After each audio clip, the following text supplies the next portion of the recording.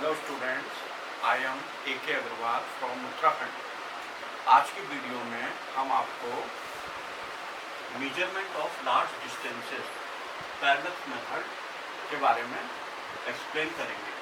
Measurement of large distances, कि large distances का measurement कैसे करते हैं, वो भी पैरेलल मेथड। लार्ज डिस्टेंसेस जैसे कि डिस्टेंस ऑफ द प्लैनेट है और स्टार है from earth can be measured by parallel method. ये जो पैरेलल मेथड है, ये अर्थ से प्लैनेट की डिस्टेंस निकालनी है या स्टार की डिस्टेंस निकालनी है, उसमें काम आता है। इसका जो है प्रिंसिपल होता है, वो प्रिंसिपल आपको ध्यान रखना है कि किस प्रिंसिपल पर ये पैरेलल मेथड काम करता है। When we hold a pencil, मान लीजिए आपने एक पेंसिल को इन फ्रंट ऑफ अस, अपने सामने एक पेंसिल को होल्ड कर लिया इस टाइप से करके, against a point on the wall पर इस टाइप से करके अपने सामने पेंसिल को होल्ड कर लिया आपने, और अपनी एक आंख क्लोज कर ली। जैसे ही कहता है look at the pencil first through our left eye. Left eye से देखना है, इसे इस तरफ वाली आई से, लेफ्ट आई से देखना है, जबकि राइट आई को क्लोज कर लेना है आपने इस टाइप से। राइट आई को क्लोज कर लेंगे, लेफ्ट आई से देखेंगे, और जो पेंसिल है उसको ना वाल, जो पीछे की बाल होगी, उस पर एक पॉइंट पर आप वो कर देंगे कि उनका निशान से, कि जो है आपने हिलाना नहीं है, उसे वहां रख देना है। फिर आपने उसी को रखे रखे पेंसिल को इस आंख से देखना है, राइट आई से, और लेफ्ट आई को क्लोज कर लेना है। जब आप देखेंगे तो आप ये देखेंगे कि वो जो आपका ये पेंसिल होगी, ये थोड़ी सी शिफ्ट कर गई होगी, इसकी इमेज थोड़ी सी आप देखेंगे शिफ्ट कर गई होगी। और वो कितनी शिफ्ट करती है, जितनी डिस्टेंस बिटवीन आईज होती है, जितनी हमारे आंखों के बीच में डिस्टेंस है, उतनी वो उस पर शिफ्ट कर गई होगी इमेज इसका। और वो जो डिस्टेंस होती है उसे हम बेसिस के नाम से जानते हैं, डिस्टेंस को। देखिए आप, when we hold a pencil in front of us, एक पेंसिल को हम अपने सामने रख लेते हैं against a point on the wall पे ऐसे करते हुए, look at the pencil first through our left eye से हमने देखा और ए पॉइंट सपोज कर लिया उसे, क्लोजिंग द राइट आई को आपने क्लोज कर लेना है। एंड देन उसके बाद look at the pencil through our right I, उसे बी पोजिशन हो गया, क्लोजिंग द लेफ्ट आई को क्लोज कर लेना है आपके, और राइट आई से देखना है उसी इमेज को।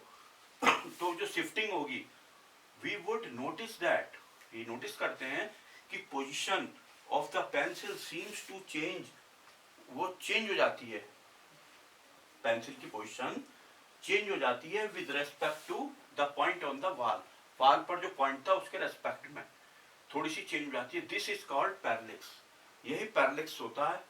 डिस्टेंस बिटवीन टू ऑब्जर्वेशन, ये जो दो ऑब्जर्वेशन ए और बी हैं, इनके बीच में जो डिस्टेंस है ऑब्जर्वेशन के बीच में, इसको हम बेसिस के नाम से जानते हैं। क्लियर? क्या है बेसिस? जैसे वो ए पॉइंट था शुरू का, जब आपने एक आंख को बंद किया था, फिर अगली आंख को बंद किया, फिर देखा तो बी पॉइंट था। वो क्वेश्चन, उनके बीच की डिस्टेंस को हमने बी मान लिया, बेसिस बी। ठीक, एस पर आप जो है इस समय खड़े हैं, एस पर, और उनके बीच की ए और एस के बीच की डिस्टेंस को डी सपोज कर लिया है। डी, यहाँ पर एस पर आप हैं और ए और बी दो पोजीशन है जो आपने उसमें सीन की, वो बी बेसिस जिसे बोल रहे हैं वो डिस्टेंस हो गई। और डी, कैपिटल डी हमने फाइंड आउट करनी है, ये हमारे बीच में और ए के बीच की डिस्टेंस है। तो इसके अंदर आप देख रहे हैं ट्रायंगल में एक फार्मूला होता है, angle equal to arc upon radius. तो ये फार्मूला लगाया, angle equal to arc upon radius.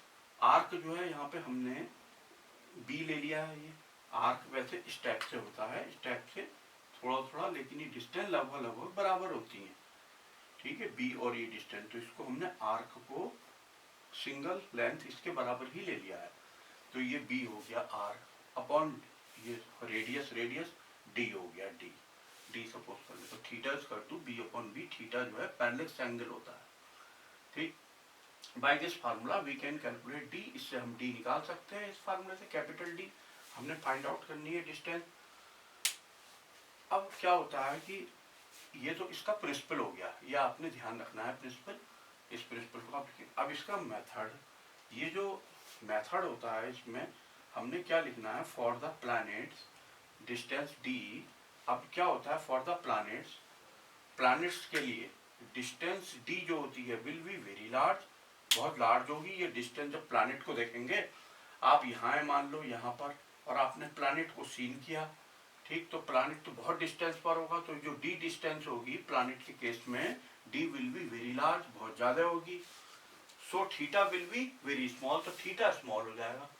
जब ये डिस्टेंस बढ़ती है, जैसा मान लीजिए ये डिस्टेंस है, ये डिस्टेंस ज़्यादा हो जाती है, ये डिस्टेंस, तो अपने आप ही थीटा कम हो जाएगा। ये देखिए आप, ये इसके अंदर थीटा इसके मुकाबले कम हो गया। और अधिक डिस्टेंस लेते हो आप अगर ये डी, तो और कम हो जाएगा थीटा। कहने का मतलब ये है थीटा जो है कम होता जाएगा जैसे जैसे आप डी को बढ़ाते जाएंगे, और इतना कम हो जाएगा फिर वो D will be very large, तो so theta will be very small. We can not measure this theta, कि हम इस थीटा को मेजर नहीं कर सकते। डी को बहुत बड़ा कर दिया हमने प्लैनेट केस में, तो ये थीटा कम हो जाएगा, इतना कम हो जाएगा घट करके कि उसको हम मेजर नहीं कर सकते। So for the planets we take the basis very large, basis जो है हमें बहुत लार्ज लेना पड़ेगा। तो ये पैरेलक्स मेथड का जो प्रिंसिपल आपको बताया गया है, तो इसके अंदर आप देखिए कि प्लैनेट में हम किस टाइप से करेंगे। तो इसमें क्या है कि आप इस फिगर को देखिए, इसमें ये प्लैनेट है और ये अर्थ का सरफेस है, ये जो हमने बनाया अर्थ का सरफेस है, ये अर्थ का सेंटर है। तो अर्थ के सरफेस पर एक पॉइंट ए है जहां पर आप इस समय हैं, वहां से आप प्लैनेट को देख रहे हैं। इस प्लैनेट को, ये प्लैनेट है, अर्थ के सरफेस पे एक पॉइंट से आप देख रहे हैं। अच्छा, आप ये सपोज कर लीजिए कि जैसे आप ए से देख रहे हैं प्लैनेट को, और अगर एक अर्थ की सरफेस पे एक पॉइंट और ले लिया आपने बी, ठीक है, वहां से भी देखा जा रहा है प्लैनेट को, यहाँ से भी प्लैनेट को देखा जा रहा है। तो जब आपने टेलीस्कोप से ए से इसको प्लैनेट को सीन किया, देखा, तो क्या है कि ये वर्टिकल से एंगल जो है, ये वाला एंगल आराम से θ1 फाइंड आउट हो सकता है। इसी टाइप से ये बी जो है, बी पॉइंट से जो वर्टिकल है, वर्टिकल लिया है, तो ये एंगल θ2 फाइंड आउट हो सकता है। ये θ2 इस θ2 के इक्वल हो जाएगा। ये एंगल, ये वर्टिकल लाइन, ये वर्टिकल लाइन, ये एंगल इस एंगल के इक्वल होगा। ऐसे ही ये θ1 है, तो ये एंगल भी θ1 हो जाएगा अंदर का, तो ये होल एंगल अंदर का हो जाएगा θ1 प्लस θ2। ये आपको बताया भी गया है, देखिए θ1 प्लस θ2, ये कंप्लीट एंगल थीटा सपोज किया हमने, ये θ1 प्लस θ2 में है। ये ऐसे है टाइप के अर्थ की सरफेस पर हमने एक पॉइंट लिया ए, यहाँ से हमने टेलीस्कोप से प्लैनेट को देखा, और एक और पॉइंट लिया हमने बी, तो वहां से देखा हमने प्लैनेट को।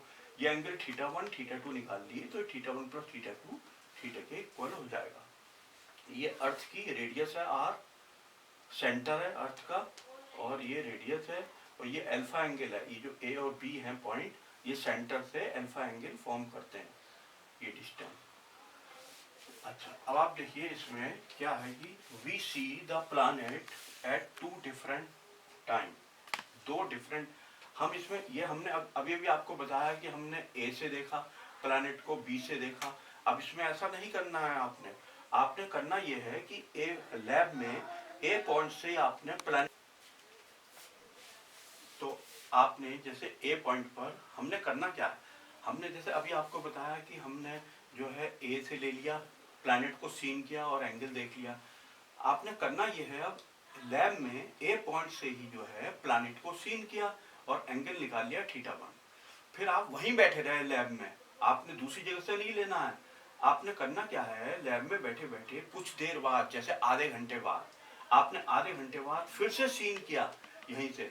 आपको ये पता है कि एंगल तो रोटेट कर रही है, ये अर्थ जो है, अर्थ रेगुलर रोटेट कर रही है।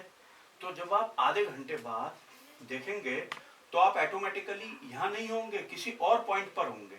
आपको ऐसा लगेगा कि आप प्लैनेट को यहीं से देख रहे हैं आधे घंटे बाद, लेकिन आप आधे घंटे बाद, क्योंकि अर्थ तो रोटेट करती जा रही है, तो आप ए से बी पे पहुंच गए होंगे उस समय।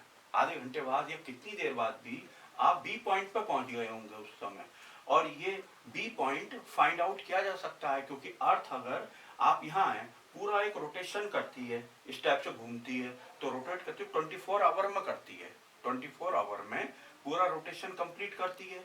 और आपको पता है ये जो डिस्टेंस होती है ये होती है 2 पाई आर, 2 पाई आर के बराबर होती है डिस्टेंस, 2 पाई आर, ये 2 पाई आर। तो हम ये कैलकुलेट कर सकते हैं कि अगर हम आधे घंटे बाद दूसरी रीडिंग ए पॉइंट से ही ले रहे हैं तो ये डिस्टेंस कितनी होगी, क्योंकि आप आधे घंटे बाद हमने बताया कि आप बी पे पहुंच गए होंगे, ठीक है, बी, तो ये डिस्टेंस कितनी होगी ये आराम से कैलकुलेट की जा सकती है कि 24 आवर में 2 पाई आर डिस्टेंस ट्रेवल होती है, तो आधे घंटे में मतलब हाफ एन आवर में इतनी डिस्टेंस होगी, तो ये डिस्टेंस कैलकुलेट हो जाएगी आसानी से। इसलिए कह रहा we see the planet at 2 different time, 2 different time में हम यहीं से लैब में से हम जो है लेंगे reading. We find points A and B due to the rotation of earth, earth के रोटेशन की वजह से 2 पॉइंट हम ए और बी फाइंड आउट कर लेंगे। अब आपको पता है, देखो फॉर्मूला होता है angle equal to arc upon radius, तो आप इस वाले ट्रायंगल में लगाओ, इस वाले ट्रायंगल में एंगल हो गया अल्फा और angle equal to arc, arc है इसका बी डिस्टेंस बी है बेसिस, और ये जो है रेडियस आर, वही अर्थ की रेडियस, तो क्रॉस मल्टीप्लाई किया तो बेसिस बी इक्वल टू आ गया आर अल्फा, इसका क्रॉस मल्टीप्लाई करने पर आर अल्फा आ गया, ये आर अल्फा के let difference of time for 2 observations T मान लिया कि आपने जैसे ए से फर्स्ट रीडिंग ली, थोड़ी देर बाद कितनी, जैसे आधे घंटे बाद या कुछ भी समय हो सकता है, तो difference of time for 2 observation, जो 2 ऑब्जर्वेशन में आपने डिफरेंस लिया वो स्मॉल टी है टाइम का। अब टाइम पीरियड ऑफ अर्थ होता है capital T 24 hour, time period का मतलब एक रोटेशन कंप्लीट कितनी देर में करेगी अर्थ, तो वो 24 आवर में करती है, तो टाइम पीरियड हो गया। अब आपको एक फार्मूला पता है angular velocity omega, angular velocity मतलब एंगल में जो ये वेलोसिटी हो रही है angular velocity omega equal to 2 pi upon T होता है या अल्फा अपॉन टी होता है, एंगल अपॉन टी, ठीक, अल्फा अपॉन टी भी होता है angular velocity, angle upon time, या 2 पाई अपॉन टी भी होता है फार्मूला, ठीक। इन दोनों को इक्वल रखा और क्रॉस मल्टीप्लाई कर दी तो अल्फा की वैल्यू आ गई 2 पाई टी अपॉन टी। अब b equal to R alpha निकाला था आपने, ये देखिए b equal to R alpha, ये निकाल रखा है b equal to R alpha, ये लिख दिया, इसमें अल्फा की वैल्यू डाल दी आपने, ऊपर से ये सब्स्टिट्यूट कर दी value 2 pi T upon T. अब आप इस ट्रायंगल में देखो एस ए बी में, एस ए बी इस ट्रायंगल में एस ए बी में angle equal to arc upon radius, angle ले लिया गया है ये थीटा, कंप्लीट एंगल थीटा, और आर्क फिर वही है बी, और अपॉन होगा रेडियस, रेडियस इसकी आई है डी, कैपिटल डी, ये हमें निकालनी है डिस्टेंस, तो डी इसका तो हो गया बी अपॉन थीटा, इसकी क्रॉस मल्टीप्लाई करके बी अपॉन थीटा आ गया। इसमें आपने बी की वैल्यू डाल दी, ऊपर जो निकाली थी ये निकाल रखी है बी की वैल्यू, यहाँ से बी की वैल्यू इसमें सब्स्टिट्यूट कर दी, तो R 2 pi T upon T theta हो गया, यानी ये हो गया आपके 2 pi T R upon T theta, ये आ गया डी की वैल्यू। बस ये डी की वैल्यू जो है आपने फाइंड आउट करनी थी, इसमें सब वैल्यूज पुट करके कि आपने एक्सपेरिमेंट कितनी देर बाद किया, ठीक है, वो आप निकाल लेंगे टी, और आर अर्थ की रेडियस होती है नोन लैब में, और ये टी 24 आवर है, और थीटा एंगल कितना है केवल हमने एक्सपेरिमेंट में थीटा एंगल देखना है, इस टाइप से हम टी कैलकुलेट कर सकते हैं।